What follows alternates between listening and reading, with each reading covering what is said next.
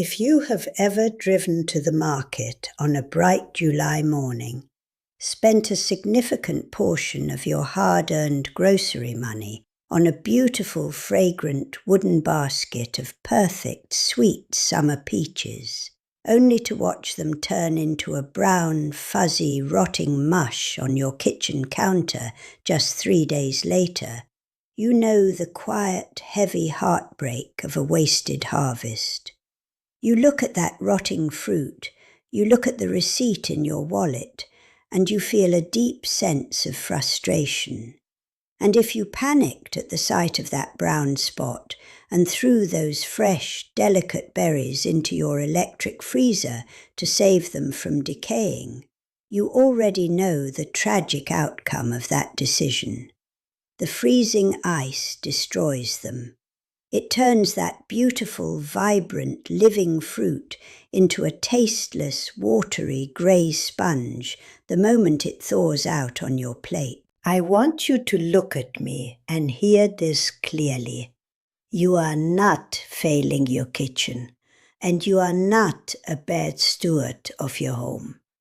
You have simply been taught a massive, profitable, modern lie. The industrial food system has convinced you that you must rely entirely on humming electric machines, freezing cold air, or toxic, unpronounceable chemical preservatives to keep your family's food from turning back into dirt. They want you to believe that without their plastic packaging and their refrigeration, you would starve in the winter. I do not use a freezer for my harvest. I do not use laboratory chemicals. I take raw, fresh summer fruit. I place it into a simple, thick glass jar. I lock the lid, and it sits in the complete darkness of my pantry cellar, without a single drop of electricity, for up to 3 full years. And when I twist that metal lid open in the dead, freezing middle of winter, the fruit inside smells, feels, and tastes exactly as if it were plucked directly from the sunlit branch this very morning. Today, I am going to teach you exactly how the women of my valley build the traditional glass vault. Now, I am going to give you the exact step-by-step method to do this in your own modern kitchen today. But you must listen to me very carefully. There is one specific, sharp sound you must wait for when the glass jar cools down upon your wooden counter. If you do not hear this exact sound, the lock has failed, your fruit will rot in the dark, and the pressure could shatter the glass right on your shelf. But before we strike a match and touch the stove, you must first understand why the modern refrigerator and the freezer are the ultimate enemies of the summer harvest. The corporate food industry wants you to believe that time and heat are the things that rot your food. That is a fundamental misunderstanding of nature. Oxygen is what rots your food. Oxygen is the invisible highway that carries microscopic mold spores, airborne bacteria, and the heavy agents of fast decay. When you leave a peach on the counter, the oxygen in the room is actively attacking the skin, breaking down the flesh minute by minute. So, the city man thinks he can outsmart the oxygen by throwing the fruit into the freezer. But when you put a delicate, soft strawberry or a ripe plum into a freezing icebox, a violent physical trauma occurs. The natural, sweet water inside the cells of that berry freezes and expands, turning into thousands of microscopic, razor-sharp ice knives. Those tiny ice knives violently stab, puncture, and shred the delicate cellular walls of the fruit from the inside out. The structure of the fruit is completely butchered. That is exactly why your frozen fruit weeps a puddle of sad, pale juice and turns to mush when you try to thaw it for your morning oatmeal. You cannot freeze the summer without breaking its bones. In our farmhouse, we do not freeze the harvest, and we do not poison it with chemical stabilizers. We simply lock the oxygen out. And we do it using the ancient, gentle, unstoppable physics of the boiling water bath. When you pack raw, unblemished fruit tightly into a clean glass mason jar and pour a warm, pure liquid over it, you are preparing a vessel for a biological miracle. You leave just a tiny space of empty air at the very top of the jar. We call this the breathing room, or the headspace.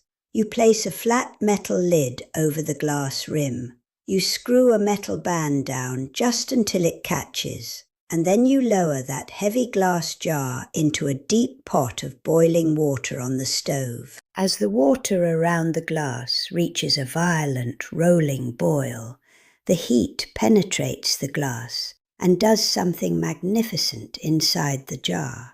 It forces the liquid inside to expand, and it violently pushes every single drop of invisible, heavy, stale oxygen up and out of the glass through that tiny space under the lid. You will actually see tiny bubbles escaping into the water, and then the true magic happens. As you carefully lift that hot jar out of the boiling water and set it down on a thick towel on your kitchen counter to cool, the internal temperature begins to drop. The matter inside the jar shrinks as it cools, and because the oxygen was pushed out by the fire, a massive, powerful vacuum is instantly created inside the glass.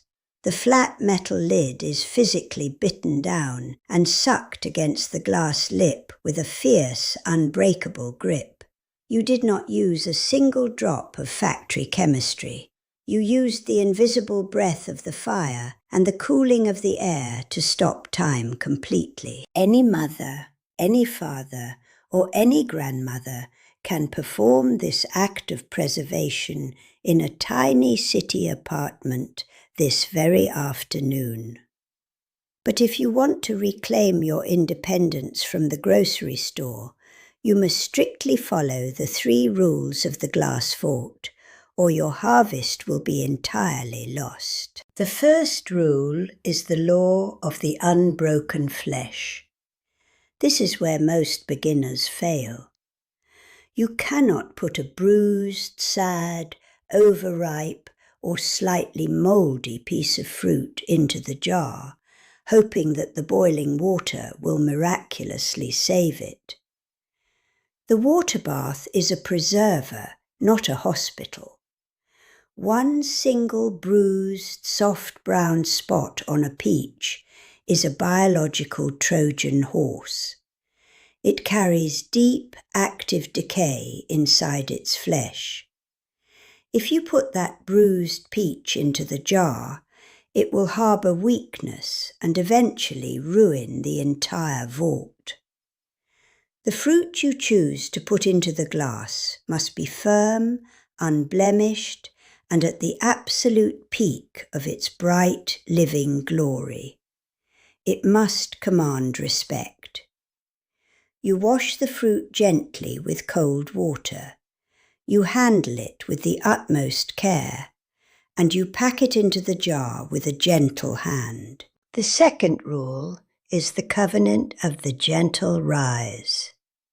You must never, under any circumstances, take a cold glass jar filled with raw fruit and drop it directly into a pot of violently boiling water. The extreme thermal shock will cause the glass to fracture and shatter in your hands instantly, ruining your food and risking severe burns. The glass and the water must learn to respect one another slowly.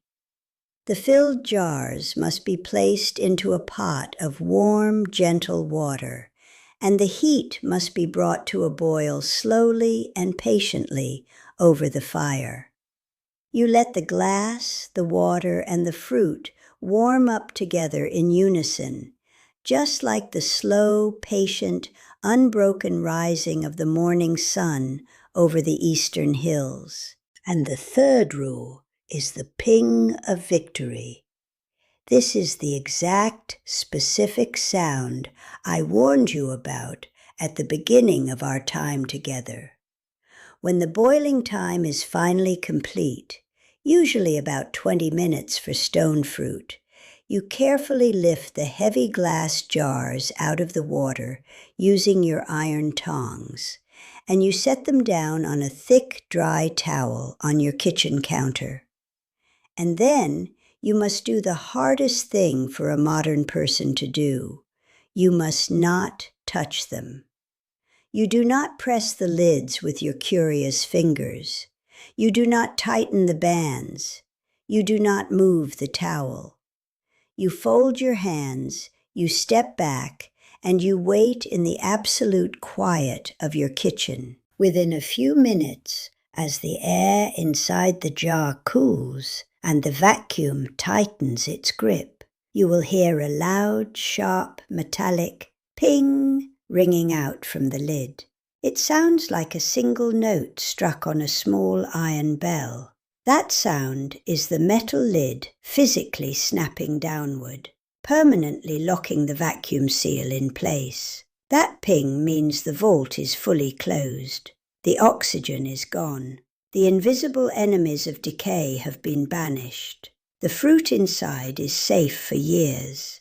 If a jar cools completely and you never hear that ping, or if the lid springs back when you press it with your finger the next morning, that jar did not seal.